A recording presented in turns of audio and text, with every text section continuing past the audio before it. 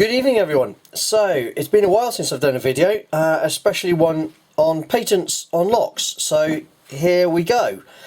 This is a fascinating lock. I got it off eBay recently.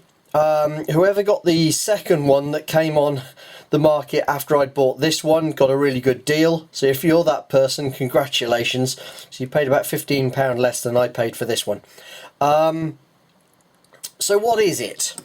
Well, let's start with a quick look. It is a lovely shape. It's sort of a tombstone shape, I suppose. Really, really nice. It has a circular rotating shackle.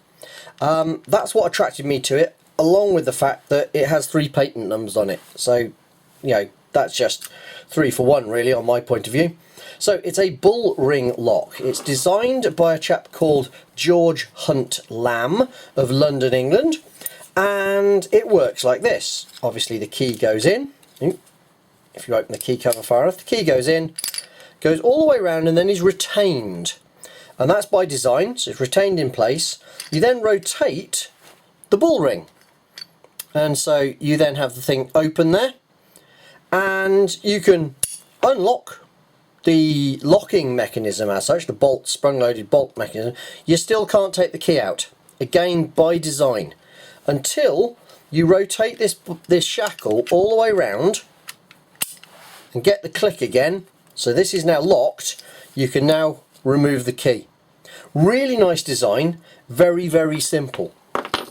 So let's have a quick look at the patents. So the original patent was in 1914, and it's number 191228871. It's only got the last 5 digits on the front, but that's the number itself. I'll put some pictures up.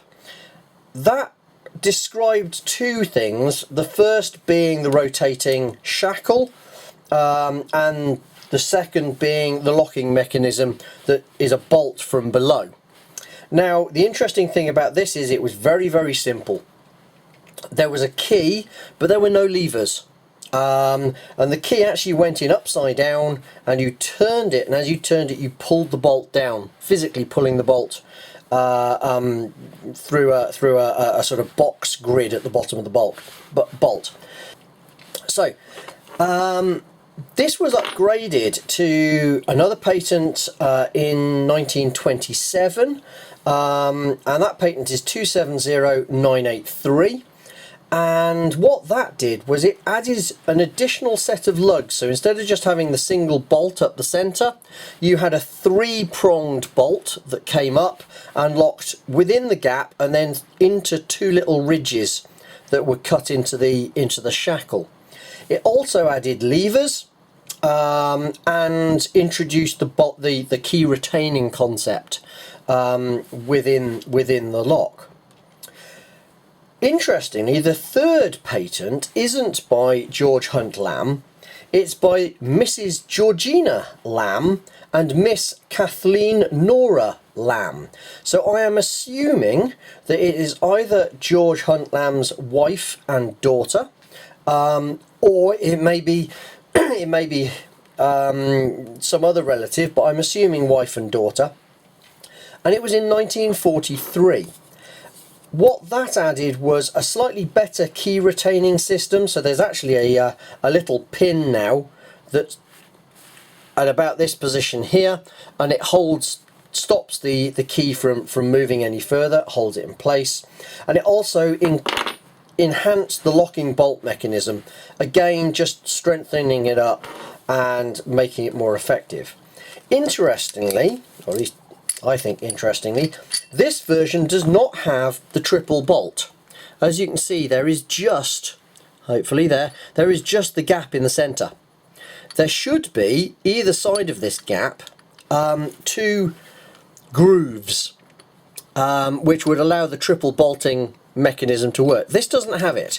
Now that suggests to me that it's probably one of the later variants, and it's been simplified for manufacture, or they just patented it and never actually put it into manufacture, which I suppose is possible. Apart from that, it's a nice solid body. It weighs a decent chunk. It's got a drain hole at the bottom for those people who keep thinking that drain holes are fake things. They do exist. There's one at the bottom on this one. They're on all the Squires, or at least the old Squires, and you know, they were a thing. It has a nice brass keyhole cover, 4-lever, made in England, a little bit worn. It's obviously a forged, I would think, or potentially cast body, which is solid around the sides, front, back and sides, and then the front is held on by a whole series of rivets. Really nice lock. I really like the mechanism, I really like the design. There's just something about it that attracted me. It's the only one I've seen until, of course, the bloke put the second one up on eBay. I hope that was an interesting quick canter through what I think is a quite unique lock design. So, I hope everyone's keeping well. Good night, no star.